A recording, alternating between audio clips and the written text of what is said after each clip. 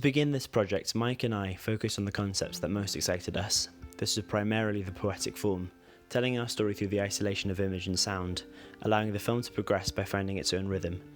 Though our approach would also have observational qualities, supplying a level of authenticity similar to Kieslowski's vision in Rusad, providing footage so real that the camera itself is forgotten.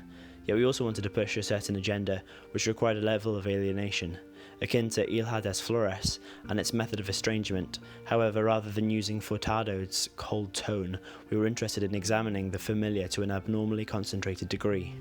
We explored this first and foremost through our portrait film, To the Pulpit. It pushed us to find ways of controlling the narrative, both providing and shadowing the life of our subject, which spotlighted the richness of the character.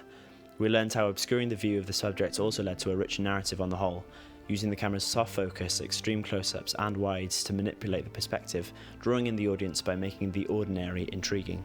We then decided that we wanted to make our project about Aberystwyth, the story of the town, culture and history. Being a town so closely connected to my heritage, it was easy for me to find personality. However, this idea struggled since we had to find a reason to make our audience care about the story as much as we did as its creators. Our subject needed narrowing down. We may have made things difficult for ourselves by deciding on a form before finding a story that accompanied it well, a weakness we sought to improve. Through discussions with Greg Bevan, we were able to specify where our interest came from and draw out what specifically about Aberystwyth we cared about, the people and the community.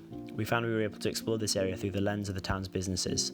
This subject was the heart of the town, determining its economic standing, having a view of the inhabitants' daily lives. It was also the literal heart of Aberystwyth, the high street of shops being in the town centre. Through this, we also managed to maintain our original inspiration for the piece, telling the people's stories and bringing them to life. To tell these stories, we decided to use each business as an individual character, the shop being a vessel and the deeper personality shown through the employees within it. We used Rob Rattray's Butchers at first to explore this idea, showing the character's qualities both in its inner workings and its outer interactions with customers, the latter reflecting its place in the community. The film would feature an array of shops shown as characters, each being contrasted and compared, big businesses and small, old and new. In these character portrayals, we did not want to simplify each business as being morally good or evil. In the works of Hayao Miyazaki, lines are often blurred. The world is presented as much more grey than it is black and white. We would seek a similarly nuanced representation in our own characters, which would encourage a deeper audience interpretation. Tesco, for example, would feature heavily in our film. Its corporate background would not be shown as inherently bad, however it would be compared to other shops who offer similar consumer items and services, allowing an analysis of how we define quality, our care and consideration of where our shopping comes from, and whether a shop's stature may affect the disconnect to the customers or the community. Alongside this, we would show the hot bread shop, a bakery I'd visited since before I could remember that was being closed down after being in the town for over half a century. Here the poetic form became important. The adjacent cutting would allow the audience to interpret these connotations of possible oppression for themselves, creating an effect similar to that of Kuleshov. There would be no explicit message or contentious dialogue to cloud any predetermined judgments. We were heavily inspired by the works of Ron Frick while making this film. It was this non-verbal narrative that is used in Baraka and his Squatzy series that we wanted to harness for our own piece, while also borrowing some of his visual flair. A crucial part of this, particularly in his film Kronos, was the use of time lapses. Kronos thematically rotates around the subject of time, and we see this incorporated both aesthetically and conceptually, as the time lapses convey the passage of time. Our time lapses would reflect the changes that Aberystwyth would be facing, with some businesses standing this test of time, while others would fall by the wayside. We used an extreme wide of the town to convey this, but we were also hoping to use a shot similar to Frick's of Grand Central Station, using long exposure to create an effect of people streaming across the frame. These time lapses in the making of our film were a difficulty at times. There were issues with using the fully automated dolly track and timing the images to a frame-by-frame accuracy. Kronos was so inspired that we used the same formula in titling our film, Kronos referring to the Greek Titan, father of the gods and of time itself. It is so named as the film explores the timeline of human civilization. Our film takes the title Cissonius, who may be referenced as the Celtic variant of the Greek god Mercury or Hermes. He is the god of trade and protector of travellers.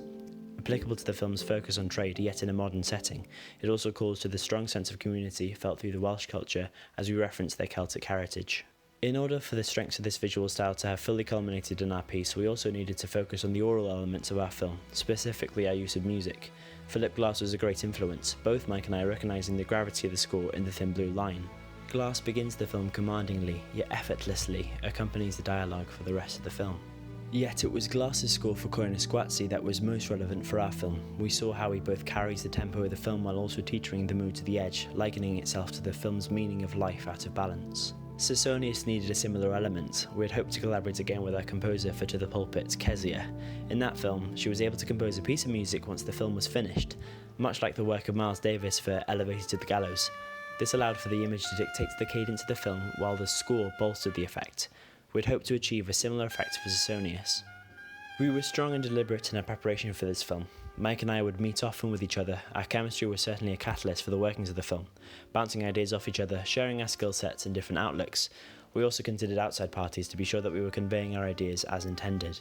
As we came to the end of our production, we were aware that we could only predict the tone of the film to a certain extent. There were certain elements of the film that would not come to light until the piece itself was filmed. We recalled a conversation we had with filmmaker Tom Roberts. He explained that in documentary he wanted to see the blood on the cutting room floor. He wanted to see everything captured being stripped down to the bone, only keeping the content wholly essential to the arc of the film. We saw evidence of this in the truly heartfelt film Every Last Child. The stories of the people he had met had to be found and presented in the most effective light. In comparison, we could only prepare for what we intended to see. Since we lost our opportunity to shoot the film in its entirety, I feel that our adaptability to create remains partly underdeveloped. It is of course a weakness that the film remains unfinished, but with Mike and I's dedication, Cissonius remains a project that we are proud of and that we still hope to create.